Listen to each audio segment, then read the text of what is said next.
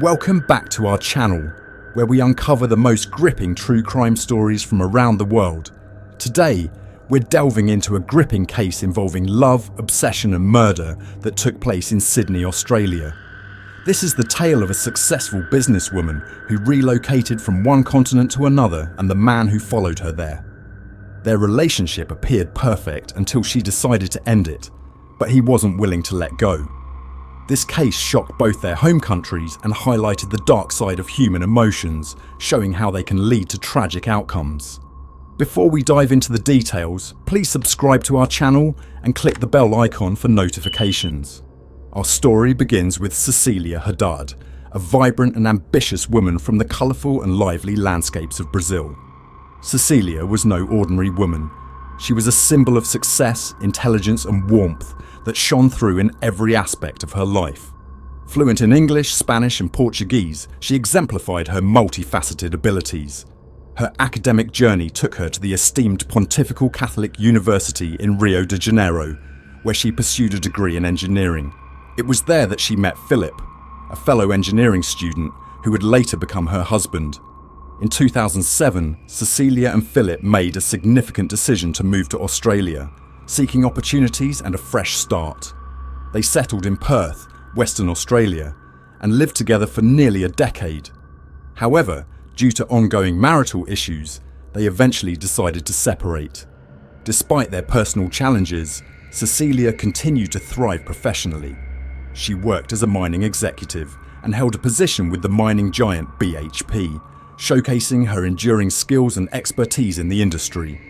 Cecilia was not only defined by her professional achievements, she was also known for her warm-hearted nature and loyalty, making her a woman of true substance. Friends portrayed Cecilia as intelligent and generous, always willing to help others. She adored her Dalmatian, enjoyed fishing and loved spending time with her friends. Her dedication to the community was clear through her volunteer efforts. She raised funds for a food bank and worked as a support worker for a disability service in Sydney. Despite her professional achievements, Cecilia valued her personal relationships the most. She was deeply loved and gave love in return. However, as we will discover, love can sometimes lead us down unforeseen and tragic paths.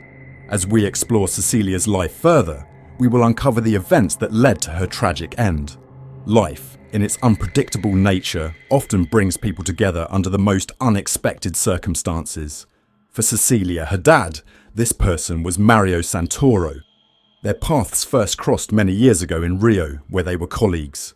Little did they know that their initial acquaintance would later evolve into a personal relationship, leaving an indelible mark on their lives. Santoro, like Cecilia, was a Brazilian national and moved to Sydney in 2016.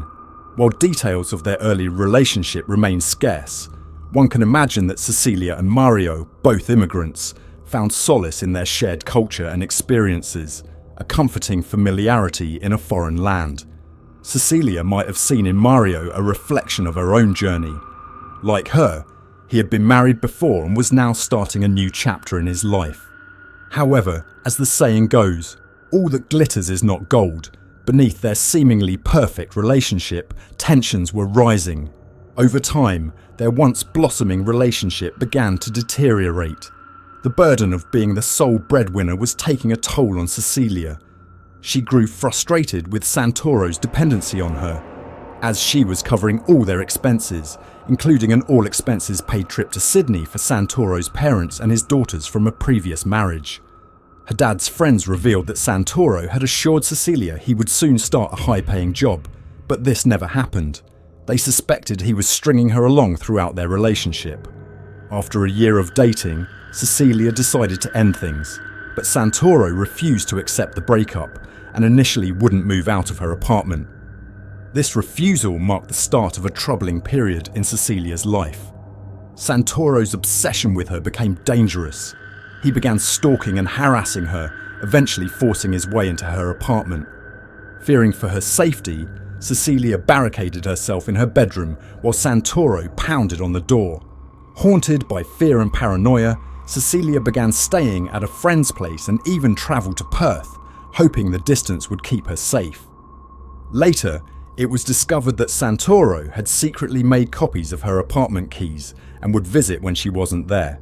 Reports indicated that Cecilia often returned home to find signs of his presence, such as his hair and lingering body odour. Terrified, she resorted to showering in the dark to avoid detection when she was home. Her friends urged her to contact the police, but Cecilia hesitated, not wanting to cause trouble for Santoro that could result in his deportation from Australia. All she desired was for him to leave her alone. Little did she know, this hesitation would tragically lead to her death. The following day, on April 29th, a horrific discovery was made on the Lane Cove River in Sydney. A woman's lifeless body was found floating face down in the water by a couple kayaking. She was fully clothed and weighted down with objects in her pockets, indicating an attempt to submerge her in the river. The raw emotion in the kayakers' voices was palpable in the police recordings. Police emergency, this is Tammy. Where do you need the police, please? Hi, in Angelo Street, Woolly, at the water. We've found a body in the water. Okay, just stay on the phone with me. Getting the police on the way as we're talking, okay? Just stay on the phone. You don't know who this person is? No? My husband's still holding my gun, so the body is floating upside down in the water. I think it's a young woman. A young woman? Yeah, I think that's funny. Yeah. Upon arrival of the police at the scene, the body was identified as Cecilia Haddad, and her cause of death was later determined to be strangulation. Based on the missing persons report and evidence gathered at the scene, the case was immediately classified as a homicide. Cecilia Haddad's death sent shockwaves throughout the community, prompting a thorough police investigation. All indications pointed to one prime suspect, Mario Santoro. Cell phone tracking data placed Santoro at Haddad's apartment and near the river where her body was discovered. Sand and vegetation from that area were also found in the victim's car. CCTV footage captured Santoro driving near the river, suggesting he may have been scouting for a location to dispose of the body. Police correlated the CCTV footage with earlier cell phone records and identified Cecilia's red Fiat in the video. The car was later located at West Ryde train station. Based on the evidence, it was estimated that Santoro disposed of Cecilia's body around 7 p.m. on April 28th, approximately 9 hours after her death. Santoro returned home about 20 minutes later, leaving wet footprints as captured by CCTV cameras outside his residence. These cameras also recorded him bringing clothes to an outdoor washing machine. Following the murder, Santoro accessed Cecilia's phone using her fingerprint and sent misleading messages to her friends and family. He falsely claimed that she had gone to the Blue Mountains and left her car at a local train station. These actions were evidently intended to delay the discovery of her murder and give him some time. The following morning, Santoro took an Uber to the airport, where he boarded a flight to Brazil.